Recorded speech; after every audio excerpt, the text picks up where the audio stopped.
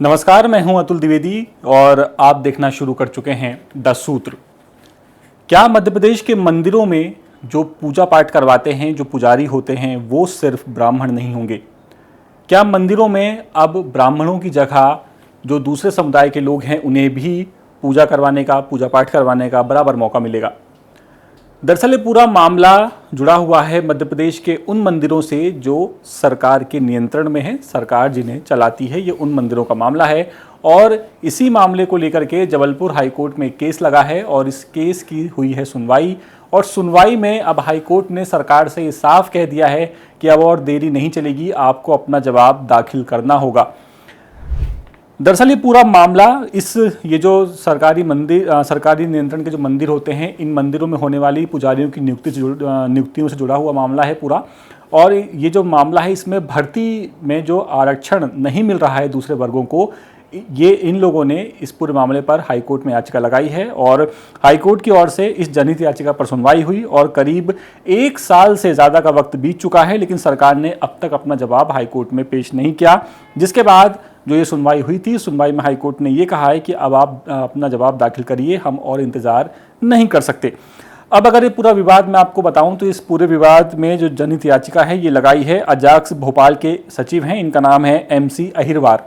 इन्होंने इस याचिका को दायर किया है और इन्होंने ये कहा है कि सरकारी नियंत्रण वाले मंदिरों में पुजारी की नियुक्ति की मौजूदा व्यवस्था समान अवसर के सिद्धांत पर खरी नहीं उतरती है। समान अवसर का सिद्धांत मतलब ये कि सभी वर्गों को समान मौका नहीं मिल रहा है, इनका ये आरोप है। और इससे SC, ST और OBC वर्ग के लोगों को पर्याप्त अवसर नहीं दिया जा रहा है। इन्होंने इस याचिका में ये आरोप लगाया है MP सरकार पर।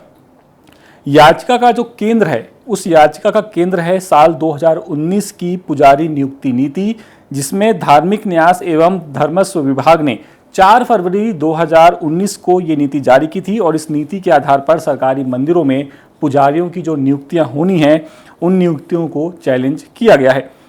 याचिकाकर्ता का कहना है कि इस व्यवस्था का फायदा सिर्फ एक वर्ग तक सीमित रह गया है, दूसरे वर्गों के योग्य लोगों को पर्याप्त मौका नहीं मिल रहा है। इसके अलावा अगर थोड़ा सा और डिटेल में अगर आप जाएंगे इस खबर के, तो इस याचिका में यह भी आरोप लगाया गया है कि नियुक्ति प्रक्रिया में सिर्फ ब्राह्मण समुदाय को प्राथमिकता दी जाती है। इससे अनुसूचित जाति, अनुसूचित जनजाति और अन्य पिछड़ा वर्ग के लोगों के रास्ते बंद हो जाते हैं। इसके अलावा इनका यह भी कहना है कि जाति के आधार पर अवसर सीमित करना संविधान की भावना के खिलाफ है, ये भी कहा गया है इस याचिका में। और इसी वजह से हाईकोर्ट से पूरी व्यवस्था की न्यायिक समीक्षा की मांग की गई है, क्योंकि आप जानते हैं भारतीय संविधान जो हाई कोर्ट है, सुप्रीम कोर्ट है, इसे न्यायिक समीक्षा करने की अनुमति देता है। इसके अलावा इस मामले की पहली सुनवाई 13 जून 2025 को हुई थी। उस वक्त सरकार ने जवाब दाखिल करने के लिए वक्त मांगा था। इसके बाद दिसंबर 2025 में फिर सुनवाई हुई, उस दिन भी मामला आगे नहीं बढ़ सका और फिर 30 जुलाई 2026 को फिर से सुनवाई हुई और इस बार सरकार की ओर से जवाब पेश नहीं किया गया। यानी कि लगातार सरकार इस मामले पर जवाब देने से बचती नजर आ रही है, लेकिन इस बार कोर्ट ने सरकार को अब अंतिम मौका दिया है और कहा है कि आप अपना जवाब जल्द से जल्द दाखिल करिए। सुनवाई के दौरान डिवीजन बेंच है, उस डिवीजन बेंच ने अपना सरकार से कहा है कि अब आपका जो पक्ष है वो रिकॉर्ड पर आप नहीं ला सके हैं, इसीलिए ऐसे में कोर्ट ने कहा है कि अब और देरी हम बर्दाश्त नहीं कर सकते, आपको जवाब देना होगा। और सरकार को ये अंतिम मौका दिया गया है और साथ ही अगली सुनवाई तक सरकार को अब हर हाल में जवाब पेश करना ही होगा। इसके बाद कोर्ट उपलब्ध रिकॉर्ड के आधार पर आगे की कार्रवाई कर सकता है।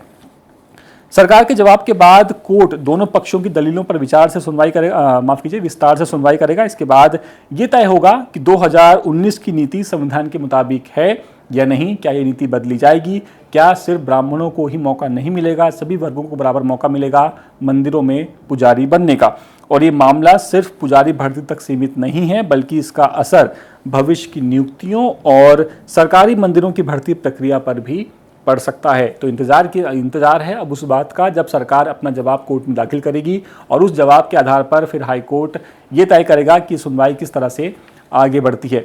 यानी कुल मिलाकर के अब एक और, आप इसे भर्ती का विवाद कह लीजिए, आरक्षण का विवाद कह लीजिए, ये अब हाई कोर्ट पहुंच चुका है। बड़ा ही अलग तरह का विवाद है और इस विवाद में हाई कोर्ट से क्या निकल कर के सामने आता है, ये देखने वाली बात होगी। तो फिलहाल इस खबर में इतना ही। अपडेट्स के लिए आप बने रहिए 10 सूत्र के साथ और 10 सूत्र को सब्सक्राइब करना बिल्कुल मत भूलिएगा। लेटेस्ट, इन्वेस्टिगेटिव और इन डेप्थ खबरें देखने के लिए ज्वाइन कीजिए द सूत्र का व्हाट्सएप चैनल, सब्सक्राइब कीजिए यूट्यूब चैनल, लाइक कीजिए फेसबुक पेज और पढ़ते रहिए www.daसूत्र.com।